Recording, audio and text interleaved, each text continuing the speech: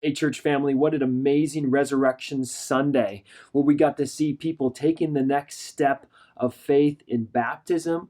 We also had people committing their lives to Christ for the very first time, and those finding new hope in Him, and those committing their lives to share the news that Jesus is alive. It was an amazing weekend, very redemptive, that the Lord was at work in our midst, and we just glorify His name and pray that His name is known for more people, that more people can take that next step. Hey, we've had people come up to me and others saying that they are interested in baptism after they've seen others take that step of faith. Well, I encourage you, if that's you, if you would like to get baptized, if you haven't yet, we will fill our baptistry. We will have an opportunity to baptize again. And it's my heart and the heart of our team that we'd be able to baptize more regularly.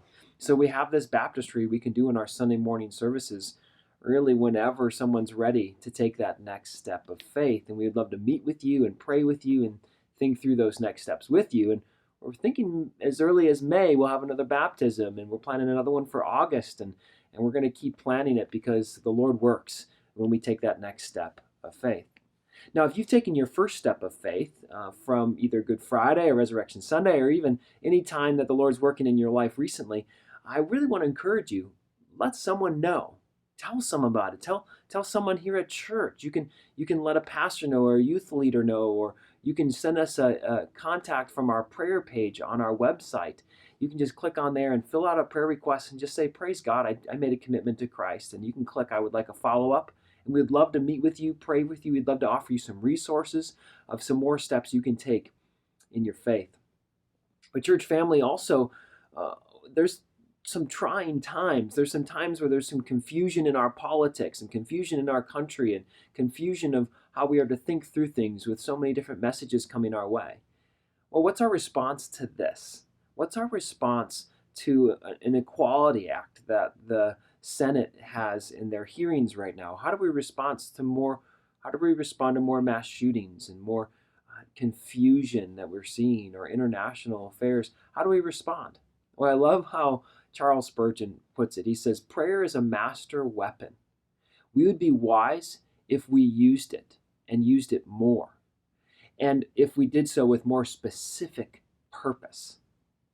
So church, that's what we're going to do. The elders are calling for an all-church prayer meeting this Sunday, April 11th at 6 p.m.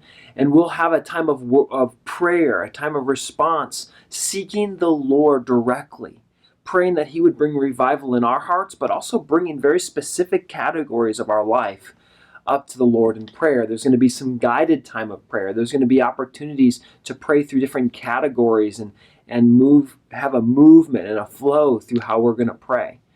So I just plead with you, make prayer your response to all these things happening in our world today. Be aware of them. But the first action is prayer, and allow then the Lord to lead you to more action in your faith. But friends, it starts with prayer. It starts on our knees.